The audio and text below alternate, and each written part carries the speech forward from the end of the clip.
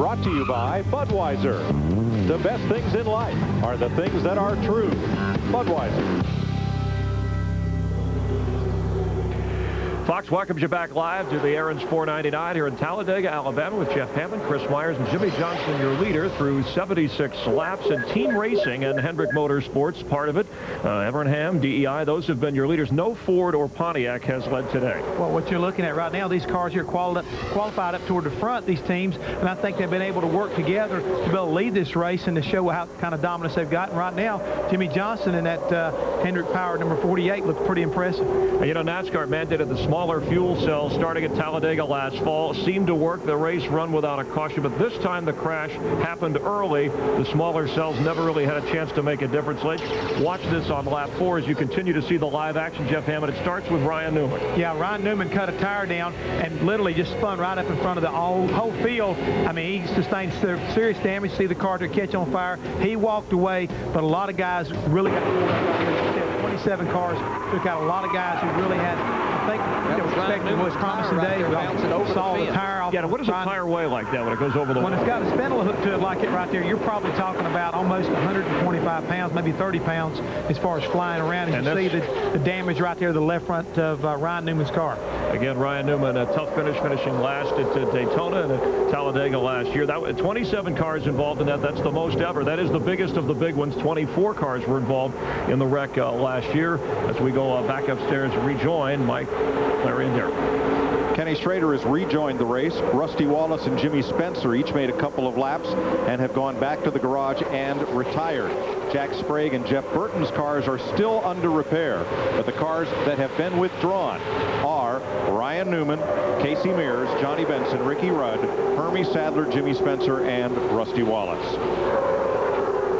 Kurt Busch has been bouncing around the front part of the pack, but he had that overheating problem. Dick Berggren? Well, he came into this race as the hottest driver in NASCAR with a trio of second-place finishes, a win, and a 9th place. But Jimmy Finnegan's crew chief, what can you do about that overheating problem that won't mess up the chassis? About the only thing we can do is pull some more tape off, but that's going to mess up our aerodynamics. But we got to be there at the end, so we're going to have to pull some more tape off next stop. Okay, good luck with it. Matty? Earlier in the race, Dale Earnhardt Jr.'s water temperature climbed to 240. They pulled some tape off, but he has lost the draft. Tony Sr., what's wrong? He's lost the draft. He's sitting there asleep when on the restart. I don't know what he was doing. They just drove off from him. Car's fine. Nose is in pretty good shape. Been running as fast as the leaders was, getting a little bit of air off of them there, but they're gone now, so the only thing we can hope for is a caution. And Matt, he speaks the truth, because Darrell and I have been watching the score monitor. He's back there with no help. Now, he can see those cars, and when you can see them, they're helping you. But the last 10 laps, he's been just as quick as Jimmy Johnson leading this race. And I want to just talk about this tape. We hear so much about pulling tape off. The fans may say, why do these guys put this tape on the noses? Well, at a place like this, you get the best of both worlds with tape on the nose. It reduces the drag on the straightaway, makes it run faster, plus it helps the front downforce. And it's hard for a crew chief to make himself pull tape off that nose and give that up. Yeah, you just can't be too aggressive with it. I mean, you know, there's a fine line between what the engine will take, and that's really what it's all about, taking care of that engine to make 500 miles. Darrell, as I watch Matt Kenseth, this 17 group, you've won 3 championships. This group is doing what they have to do every week to win a championship. They're taking terrible situations, making good, taking good situations, and making them great situations every week. Well, I just always look to the pit box. I know Matt's a great driver, and I know he probably gets tired of hearing about his crew chief, but boy, those guys down there in the pits, they just make they run a smart race, and it comes from the pits. And they don't panic in disastrous situations, and they fix it, and they go on about their business. What do drivers do when they're riding around at 185 miles an hour? Well, sometimes they converse with their crews. Here's Michael Waltrip. These 2 Hendrick cars are really fast. Yeah, 10-4. Well, maybe this is going to be a long day. All right, man. Do the best you can. Everything's going good. It's going to be a great day. Of course, he's referring to Jeff Gordon, the 24 car, and Jimmy Johnson, the 48 car. All that's going on, that conversation at 190 miles per hour. I read with interest the other day where some of the drivers, they were asked them what they like to hear from the crew chief and from the spotter, and it was kind of interesting to me how some said they don't want to be talked to, leave me alone. Others say they want to be talked to all the time. I don't think you. Some said they don't want a cheerleader. You know, personally, I just always like to be encouraged. It made me feel better. It made me know that the guys are in the game with me. And you know, that the funny thing about that, Dale Earnhardt would tell me, I don't want to be talked to, so I'd go laps without talking to him. He'd say, anybody watching this race but me? That's exactly the way it is. Matt Kenseth has taken over the lead, and remember, the driver that thought he had a vibration and fell back to 20th, that's Ward Burton. Genie. Oh, trouble, guys. Turn 3. Michael got into somebody going into 3 over there. I believe I saw Jeremy Mayfield, the pole sitter there. You see Kyle Petty. Did all I could do. I got squeezed out. It wasn't my fault. That's cool. Get down here. We'll bang the fenders out and everything. Look at everything real good, guys. Fourth caution of the day, lap 83. Of course, what Michael Waltrip's misfortune, his right teammates' front, left rear, fortune. guys. Right Dale front, Earnhardt left rear. Jr. gets caught back up. Elliott Sadler.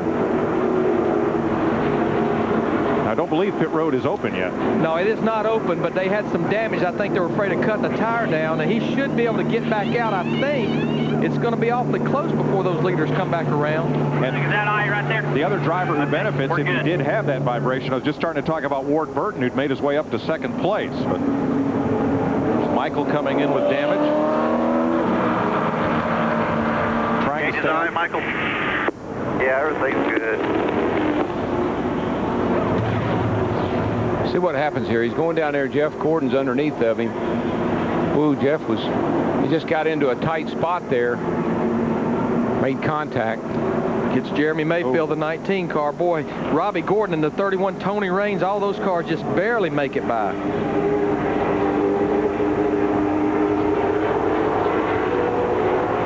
Where he was running, we were lucky this wasn't the big 2. Looked like he jumped out from behind Jeff Gordon there possibly and was looking to make a move on him, and I think that quick move that he made got him in trouble. Boy, Mike, we are lucky there wasn't more cars involved in that one. Is it right in the middle of the field? From Michael.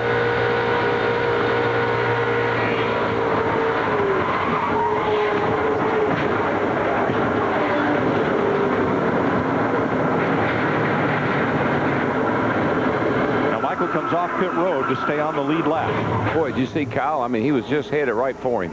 Jeannie? Well, Ward Burton, the vibration, by the way, was the temperature differential from the tire changes that they made to the right side and the left side. This time he came in, got right sides only and fuel. Steve?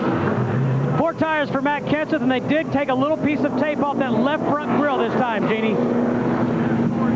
2 Hendrick cars win the race off pit road, Jimmy Johnson and Joe Nemechek. Jimmy Johnson and 48 Chad Canals, they wanted track position. They wanted to lead the race, Matt. Looked like fuel only. Fuel only, Larry.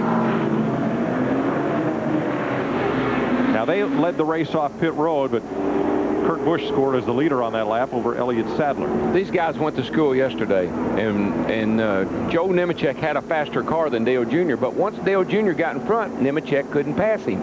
And Dale Jr. said on the radio, get me in front of him on the pit stop. And he never looked back after that. So it's so critical to get into the lead because it's really hard to pass the leader. Let's have another look at what happened to the 15 of Michael Waltrip.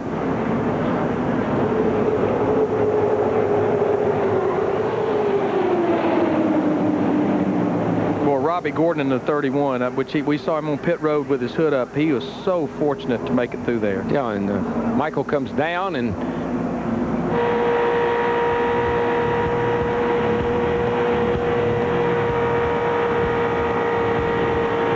Michael Waltrip goes around, collects pole sitter Jeremy Mayfield, and puts us under the 4th caution of the Aaron's 499.